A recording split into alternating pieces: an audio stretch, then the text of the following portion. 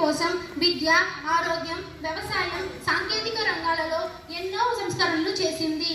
దేశాన్ని అభివృద్ధి పదంలో ముందుకు తీసుకెళ్లడం మా బాధ్యత. మన ప్రభుత్వం సబ్కా సాత్, సబ్కా వికాస్, సబ్కా విశ్వాస్ అనే నినాదంపై ప్రతి పౌరుడి అభివృద్ధి కట్టుబడి ఉంది. రైతు దేశానికి వెన్నెముక. రైతుల ఆదాయం రెట్టింపు చేయడం లక్ష్యంగా PM Kisan, soil health card, crop insurance స్కీములను అమలు చేస్తున్నాం. సేంద్రియ వ్యవసాయానికి ప్రోత్సాహం ఇస్తున్నాం అధ్యక్ష. నీటి వనరులను వినియోగం పెంచేందుకు ప్రధాన మంత్రి కృషి సించాయి యోజన ప్రారంభించాం అధ్యక్ష. ఆరోగ్య సంస్కరణలో ప్రతి పౌరుడు ఆరోగ్యంగా ఉండడం దేశాభివృద్ధికి మూలం. ఆయుష్మాన్ భారత్ యోజన ద్వారా కోట్లాది కుటుంబాలకు ఉచిత వైద్యం అందిస్తున్నాం అధ్యక్ష.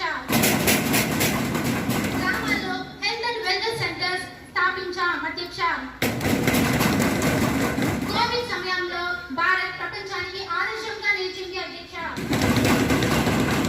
విద్యారంగ సంస్కరణలో జ్ఞానం మన దేశ భవిష్యత్తుకు బలం. జాతీయ విధానం 2020 ద్వారా విద్యా వ్యవస్థలో కొత్త మార్పులు తీసుకొచ్చాం అధ్యక్ష. గ్రామాల్లో హెల్త్ అండ్ విద్యార్థులకు నైపుణ్యాలతో సృజనాత్మకతతో ఎదగాలని ప్రోత్సహిస్తున్నాం అధ్యక్ష. ప్రతి పాఠశాల డిజిటల్ క్లాస్ రూమ్లుగా మారుతోంది అధ్యక్ష. పర్యావరణ పరిరక్షణతో మన భవిష్యత్ తరాలకు పరిశుభ్రమైన ప్రకృతిని అందించాలి అధ్యక్ష. కాబట్టి ఇంటర్నేషనల్ సోలార్ అలయన్సెస్ ద్వారా పునరుత్పాదక శక్తిని ప్రోత్సహిస్తున్నాం అధ్యక్ష. స్వచ్ఛ భారత్, హర్ ఘర్ జల్, నమామి గంగే వంటి పథకాలతో పర్యావరణ సంరక్షణ కొనసాగుతోంది అధ్యక్ష. దేశ సమగ్రతను కాపాడడంలో మా ప్రభుత్వం ఎప్పుడు ముందంజలో ఉంటుందని నేను మనవి చేస్తున్నా అధ్యక్ష. అలానే ఈ లోక్సభ సమావేశాల్లో కూడా మా ప్రణాళికను మీ ముందు ఉంచుతాం అధ్యక్ష. ఈ సమావేశాలు విజయవంతం అవుతాయని ఆశిస్తున్నా అధ్యక్ష. ధన్యవాదాలు అధ్యక్ష. ప్రధానమంత్రి వర్యుల ప్రసంగం బాగుంది అధ్యక్ష.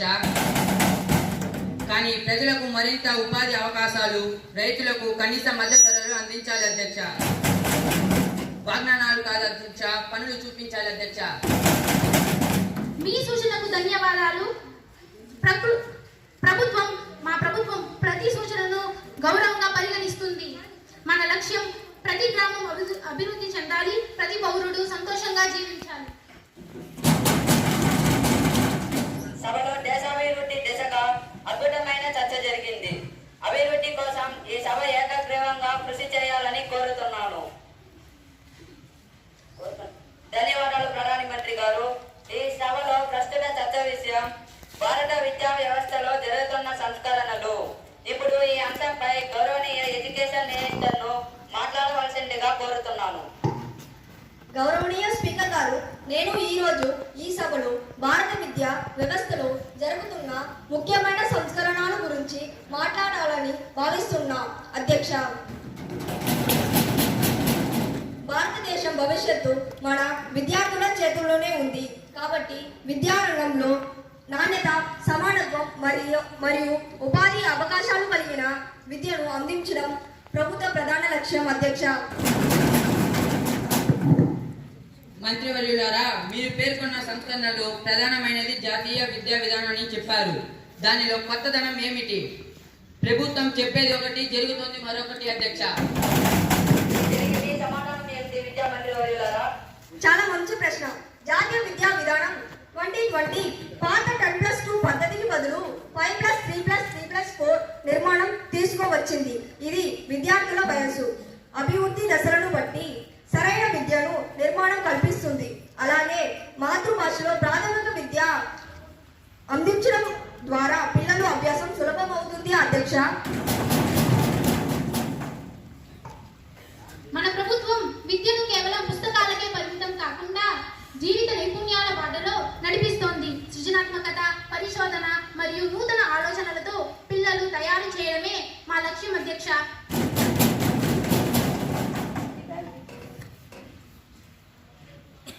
డిజిటల్ విద్య విస్తరణ గురించి చెప్పండి మంత్రి గారు. గ్రామీణ విద్యార్థులకు ఇది ఎలా సహాయపడుతుంది? జవాబు చెప్పాలి ప్రభుత్వం. అధ్యక్ష. భారత ప్రభుత్వం దీక్ష, స్వయం, పిఎం ఈ విద్య వంటి ప్లాట్ఫామ్ల ద్వారా ఆన్లైన్ పాఠాలు అందిస్తుంది. అధ్యక్ష. గ్రామీణ ప్రాంతంలో స్మార్ట్ క్లాస్ రూమ్లు, టీవీ పాఠశాలలు, ఐఎఫ్బి మొబైల్ యాప్లు ఏర్పాటు చేశారు. అధ్యక్ష. ప్రతి విద్యార్థి డిజిటల్ విద్యను అందుబాటులో రావడమే మా లక్ష్యం. అధ్యక్ష. ఉపాధ్యాయుల శిక్షణ గురించి కూడా వివరించగలరా అధ్యక్ష?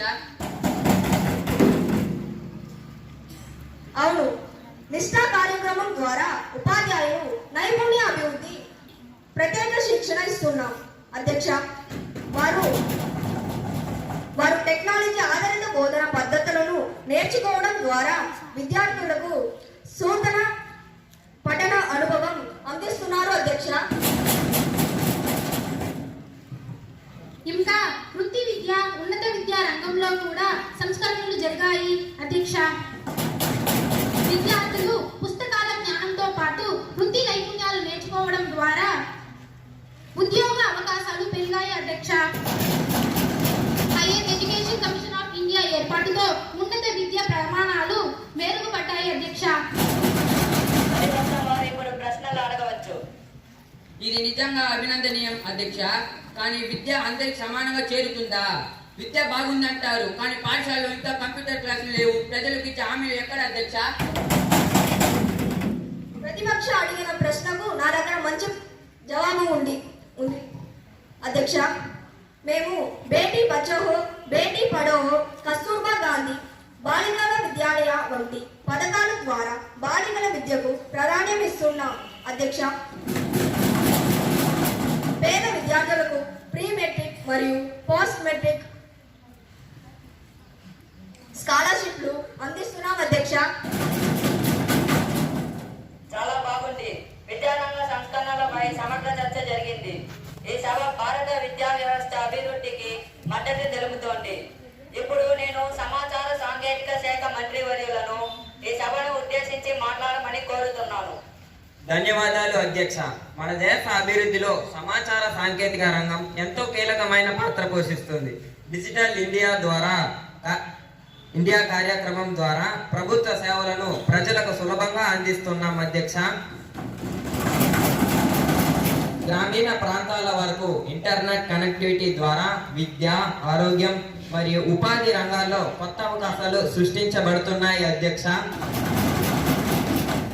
మా మంత్రిత్వ శాఖ సైబర్ సెక్యూరిటీపై ప్రత్యేక దృష్టి పెట్టింది. అధ్యక్ష.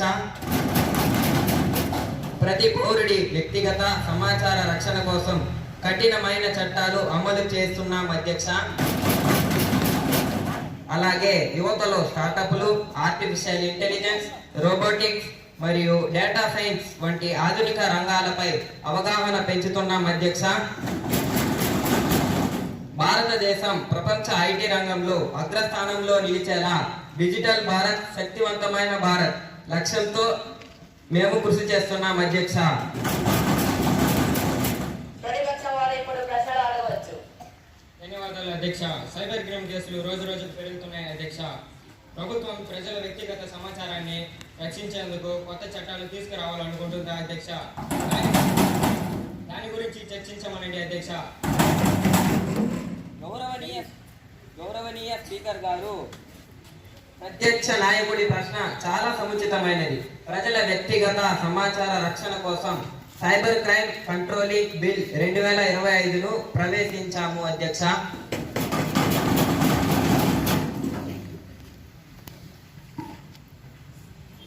ఈ సైబర్ క్రైమ్ కంట్రోలింగ్ యాక్ట్ 2025 అనే చట్టం ప్రకారం ప్రజలకు జరిగే మేలు ఏమిటి అధ్యక్ష? ఈ చట్టం గురించి చర్చించండి అధ్యక్ష. గౌరవనీయ ఐటీ మినిస్టర్ గారు, ఈ చట్టం గురించి పూర్తి వివరణ ఇవ్వాల్సిందిగా కోరుతున్నాను. సైబర్ క్రైమ్ కంట్రోలింగ్ బిల్ 2025 ప్రకారం ప్రజల వ్యక్తిగత వివరాలు భద్రపరచడం అవుతుంది అధ్యక్ష. మరియు ఈ చట్టం ప్రకారం ఆధార్ కార్డులో వ్యక్తిగత వివరాలు కాకుండా క్యూఆర్ కోడ్ను పెట్టడం అవుతుంది అధ్యక్ష.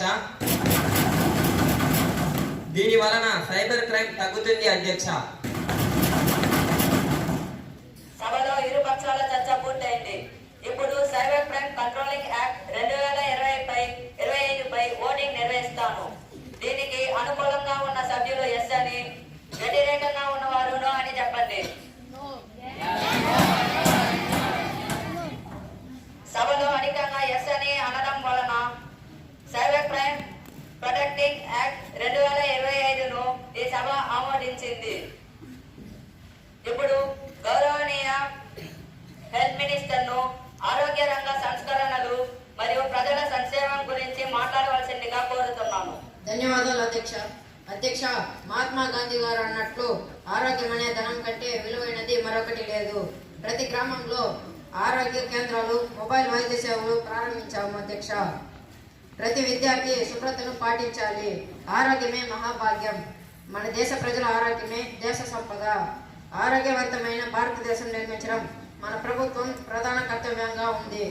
గత కొన్ని సంవత్సరాలుగా ప్రభుత్వం ఆరోగ్య రంగంలో అనేక సంస్కరణలను తీసుకొచ్చింది అధ్యక్ష. ఆయుష్మాన్ భారత్ ప్రపంచంలోనే అతిపెద్ద ఆరోగ్య పథకం. ఆయుష్మాన్ భారత్ ప్రధాన మంత్రి జన ఆరోగ్య యోజన ద్వారా పేద మరియు మధ్య తరగతి కుటుంబాలకు ఉచిత వైద్యాలు అందించబడుతుంది అధ్యక్ష.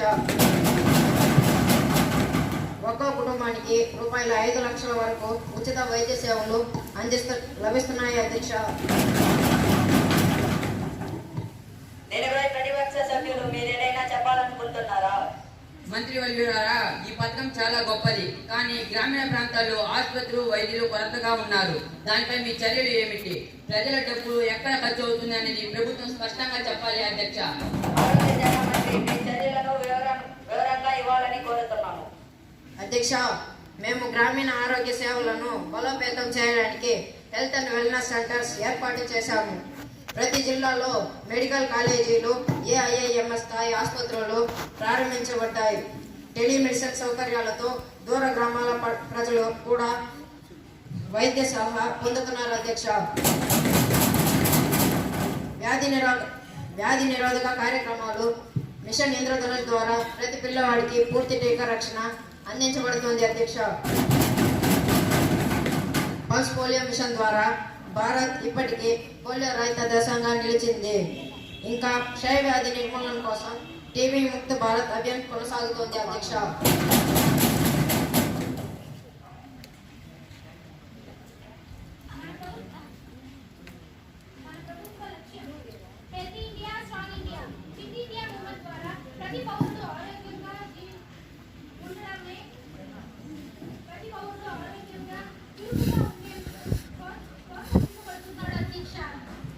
ఆహార అలవాట్లు, వ్యాయామం మరియు మానసిక ఆరోగ్యంపై కూడా మేము ప్రత్యేక దృష్టి పెడుతున్నాం అధ్యక్ష.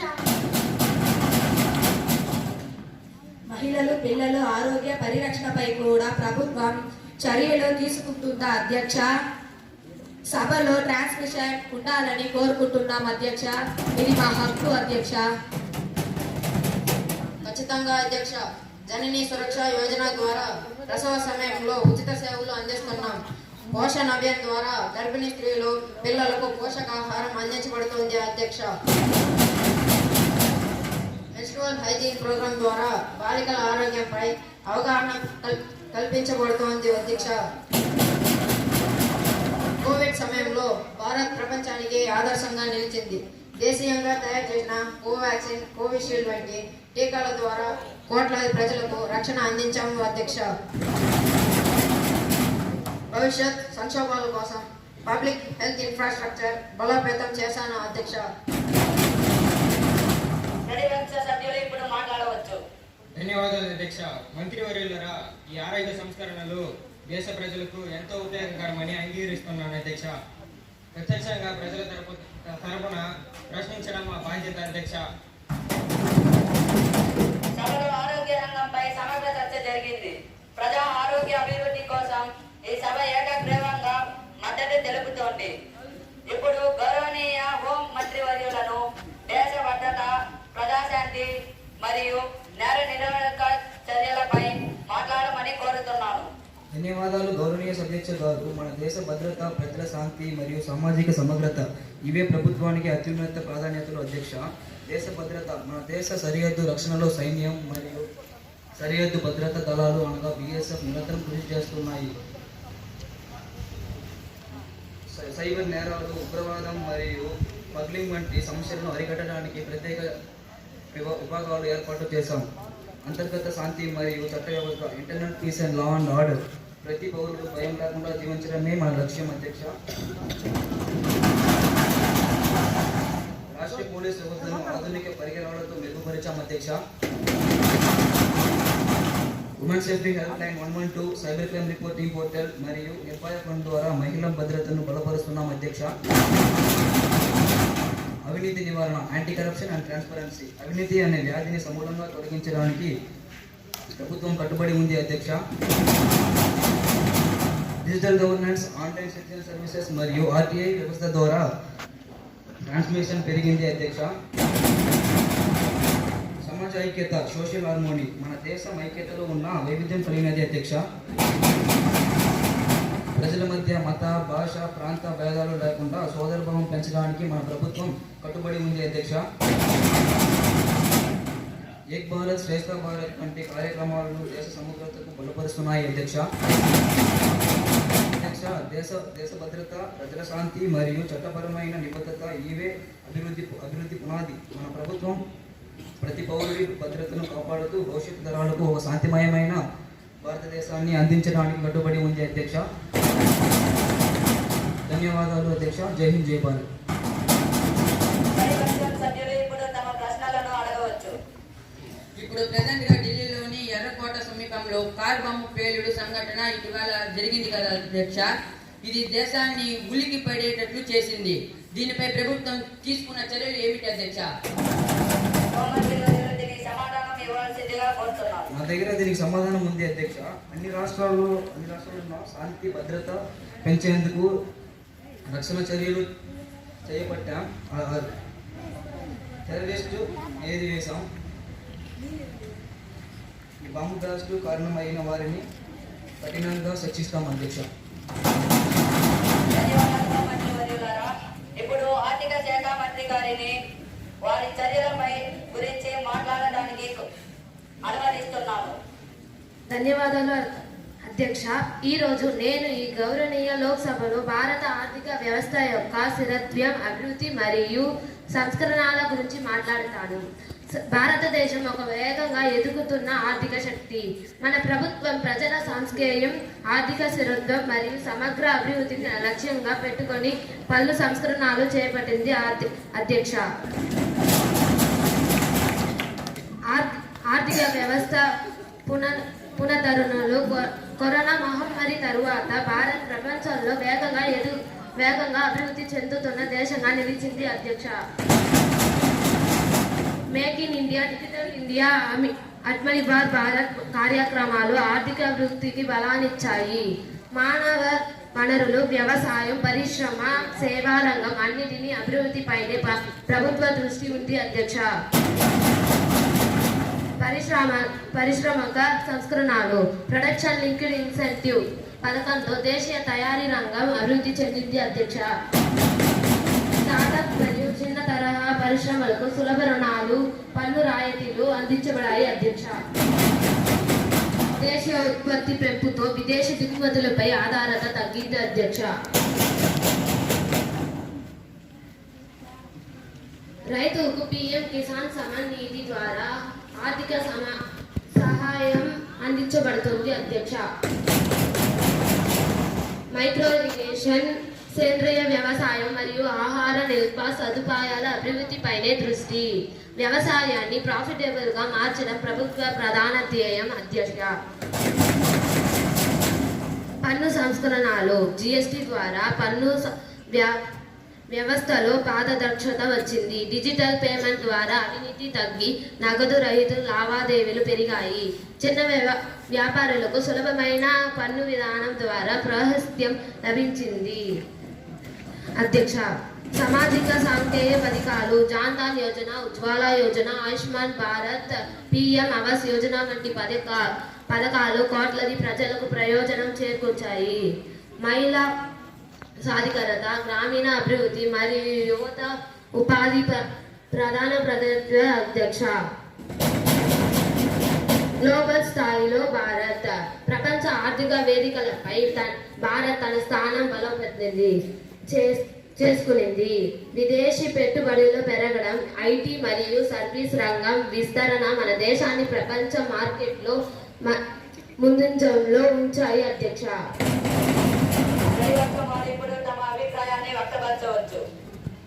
ఆర్థిక మంత్రి గారు, దేశ ఆర్థిక వ్యవస్థలో పెరుగుతున్న ద్రవ్యోల్బణాన్ని నియంత్రించడానికి మీ మంత్రి శాఖ తీసుకుంటున్న చర్యలు ఏమిటి? బడ్జెట్ ఏమో ఎక్కువ వేస్తున్నారు, కానీ ఇంతవరకు ఒక చర్యలు కూడా అమలులోకి రావడం లేదు.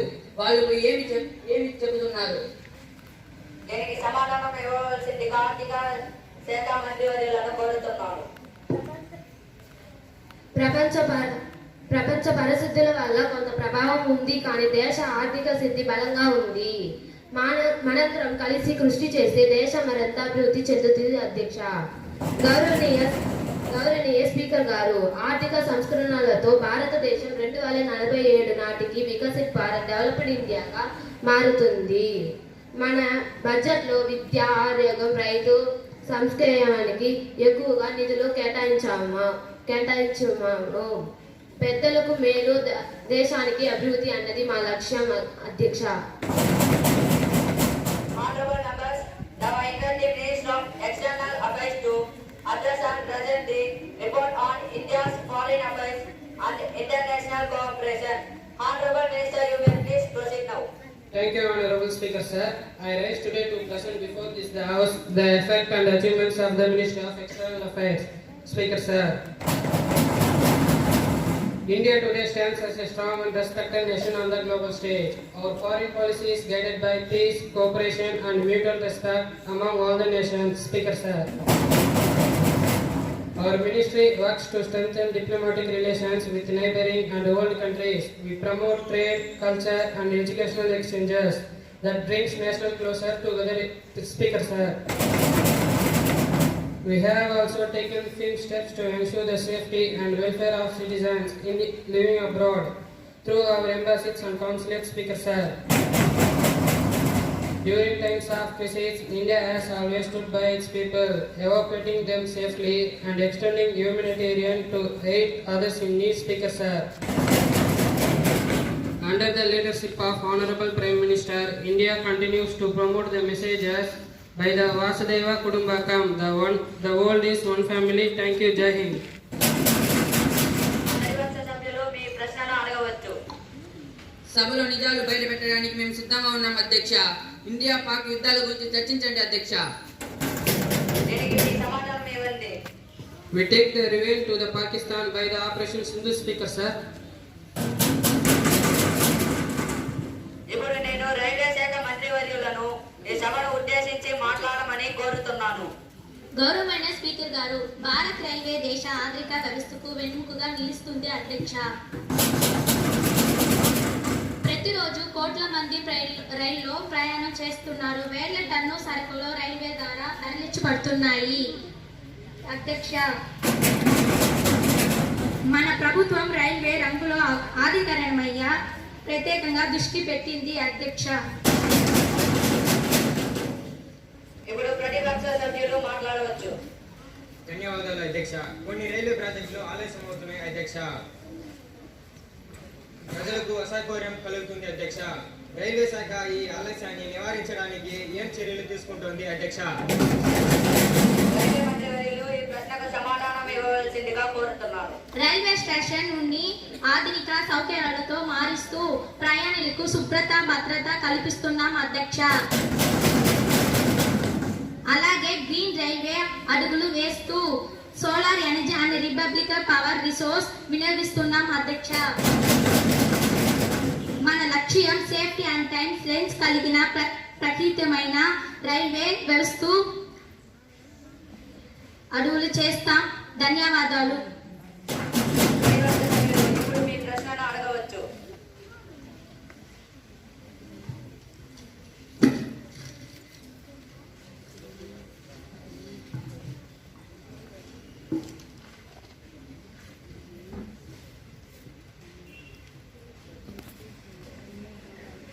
దాటి వేయడం కాదు అధ్యక్ష, పరిష్కరించడం అవసరం అధ్యక్ష.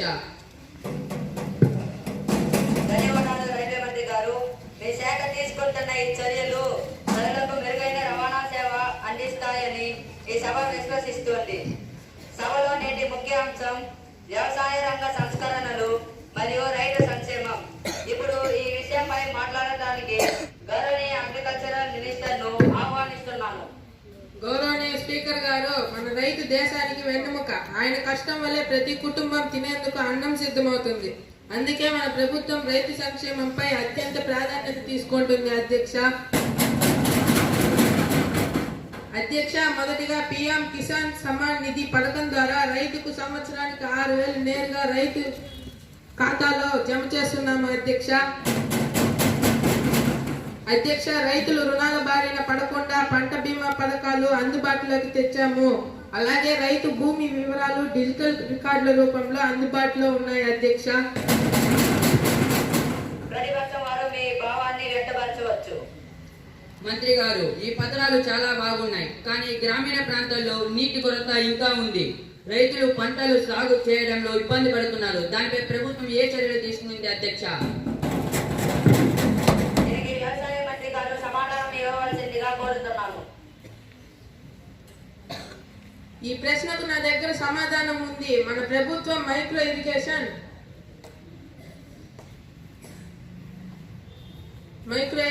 డ్రిప్ ఇరిగేషన్ వంటి ఆధునిక వ్యవస్థల ద్వారా నీటిని సమగ్రంగా నిర్వహిస్తోంది అధ్యక్ష. అదేవిధంగా స్మార్ట్ ఫార్మింగ్, డ్రోన్ టెక్నాలజీ వంటి ఆధునిక పద్ధతులు రైతులకు అందుబాటులోకి తెచ్చాం అధ్యక్ష. మన ప్రభుత్వం లక్ష్యం రైతు సంతోషంగా ఉంటేనే దేశం సుసంపన్నంగా ఉంటుంది. 2023ను అంతర్జాతీయ మిల్లెట్ సంవత్సరంగా భారతదేశం జరపడం ద్వారా భారత పంటలు ప్రపంచానికి పరిచయం చేస్తుంది అధ్యక్ష. రైతు ఆదాయాన్ని రెట్టింపు చేయడం, మార్కెట్ వ్యవస్థను పారదర్శకంగా ఉంచడం మన లక్ష్యం అధ్యక్ష. అభినందనలు ప్రధాని గారు. కానీ పంటల నిల్వ కేంద్రాలు ఇంకా చాలా చోట్ల లేవు. రైతులు నష్టపోతున్నారు. దీనికి వాళ్ళు ఏ చర్యలు తీసుకుంటున్నారు అధ్యక్ష? దీనికి వ్యవసాయ మంత్రి గారు సమాధానం ఇవ్వవలసిందిగా కోరుతున్నాను. అది కూడా మేము గుర్తించాము గౌరవనీయ ఎంపీ గారు. ఇప్పటికే అనేక జిల్లాలలో కోల్డ్ స్టోరేజెస్, వేర్ హౌసెస్ వ్యవస్థలు, రైతు బజార్లు ఏర్పాటు చేశాం అధ్యక్ష. రైతులకు నేషనల్ అగ్రికల్చర్ మార్కెట్ ద్వారా పంటలు నేరుగా అమ్ముకునే అవకాశం పొందుతున్నారు అధ్యక్ష. ధన్యవాదాలు వ్యవసాయ శాఖ మంత్రి వర్యులారా. ప్రధాని గారు మరియు సభ్యులు అందరూ రైతు సంక్షేమంపై విలువైన సూచనలు వినిపించారు. సభ ఈ అంశంపై పూర్తి మద్దతు తెలుపుతోంది.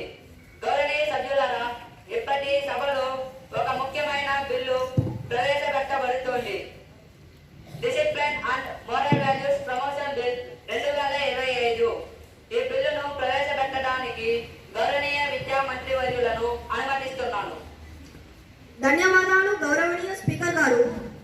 ఈ బిల్లు లక్ష్యం ఎడ్యుకేషనల్ ఇన్స్టిట్యూషన్స్ లో discipline, moral values, time sense మరియు సోషల్ రెస్పాన్సిబిలిటీస్ ను పెంపొందించడం అధ్యక్ష. ఈ బిల్లు ముఖ్యమైన అంశాలు ఇవి. ప్రతి పాఠశాలలో, కళాశాలలో డిసిప్లిన్ కమిటీ ఏర్పాటు అవుతుంది అధ్యక్ష. విద్యార్థులు మరియు ఉపాధ్యాయులు ప్రతిరోజు జాతీయ గీతం అనంతరం నీతి సూత్రం చదవాలి అధ్యక్ష. అనవసర మొబైల్ వాడకం, అసభ్య ప్రవర్తన, తరగతుల్లో అవినీతి పనులు చేసిన వారికి సలహా మరియు తల్లిదండ్రుల సమావేశం ద్వారా మార్గదర్శకు చర్యలు తీసుకోవాలి అధ్యక్ష. శుభ్రత, సమయపాలన, గౌరవం, సహకారం అనే 4 విలువలు ప్రతి విద్యార్థికి పాటించాలి అధ్యక్ష. ప్రతి నెల డిసిప్లిన్ డే నిర్వహించి ఉత్తమ విద్యార్థి ఉపాధ్యాయునికి ప్రశంస పత్రం ఇవ్వాలి అధ్యక్ష. ప్రతిపక్ష సభ్యులారా, ధన్యవాదాలు అధ్యక్ష. గౌరవనీయ స్పీకర్ గారు, ఈ బిల్లు మంచి ఉద్దేశంతో ఉన్నప్పటికీ క్రమశిక్షణ పేరుతో విద్యార్థులపై అధిక ఒత్తిడి ఉండకూడదు. వారికి స్వేచ్ఛా భావన, సృజనాత్మకత కూడా అవసరం అధ్యక్ష. దీనికి సమాధానం ఇవ్వవలసిందిగా విద్యామంత్రి వర్యులను కోరుతున్నాను. మీ సూచనకు ధన్యవాదాలు. మేము విద్యార్థుల స్వేచ్ఛను గౌరవిస్తూనే వారిని బాధ్యతగా పౌరవులుగా తీర్చిదిద్దడమే లక్ష్యంగా పెట్టుకున్నాం. ఈ బిల్లు ఎటువంటి శిక్షాత్మక బిల్లు కాదు. ఇది మానవ విలువలను పెంపొందించే చట్టం అధ్యక్ష. సభలో ఇరు పక్షాల చర్చ పూర్తయింది. ఇప్పుడు డిసిప్లిన్ బిల్ 2025 పై ఓటింగ్ నిర్వహిస్తాను. దీనికి అనుకూలంగా ఉన్న సభ్యులు ఎస్ అని, వ్యతిరేకంగా ఉన్నవారు నో అని చెప్పండి. సభలో అధికంగా ఎస్ అని అనడం వలన డిసిప్లిన్ బిల్ 2025ను ఈ సభ ఆమోదించింది. ఇది మన విద్యార్థులలో క్రమశిక్షణ, నీతి, నిజాయితీ మరియు సమాజ సేవాభావాన్ని పెంపొందించే చట్టంగా నిలుస్తుంది. ఇప్పుడు మన సభలో 0 అవర్ క్వశ్చన్ అవర్ ని ప్రారంభించబోతున్నాం. ప్రతిపక్షం వారు తమ ప్రశ్నలను అడగవచ్చు. అధ్యక్ష, మనకు 947 నుంచి ఇప్పుడు 947 స్వాతంత్రం వచ్చినప్పటి నుంచి ఇప్పుడు 2025 వరకు భారతదేశంలో అన్ని రంగాల అభివృద్ధి మరియు మార్పులు చెందాయి. కానీ విద్యా వ్యవస్థలో ఆనాటి నుండి ఇప్పటి వరకు అదే చదువు, అదే చరిత్రే, కానీ అభివృద్ధి కనపడడం లేదు. మరి పిల్లలకు ఎలా మెరుగవుతారు అధ్యక్ష? ఇంకా ఆ పాత చరిత్రలే చదువుకుంటే ఎప్పుడు ఏఐ, రోబోటిక్ వంటి మనం ఎప్పుడు నేర్చుకోకుండా ఎలా మనం పిల్లల యొక్క సామర్థ్యాన్ని తెలుసుకోగలం? విద్యామంత్రి వర్యులారా, మీరు ఏమి చేస్తున్నారు? విద్యా వ్యవస్థ ఇలా ఉంటే పిల్లలు ఎలా మెరుగవుతారు? దీనికి సంబంధిత విద్యామంత్రి వర్యులు సమాధానం ఇవ్వవలసిందిగా కోరుతున్నాను.